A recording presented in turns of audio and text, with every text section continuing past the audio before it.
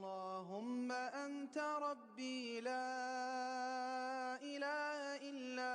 أنت، خلقتني وأنا عبدك، وأنا على عهدك ووعدك ما استطعت، أعوذ بك من شر ما صنعت، أبوء لك بنعمتك علي وأبوء لك بذنبي، فاغفر لي فإنه لا يغفر الذنوب إلا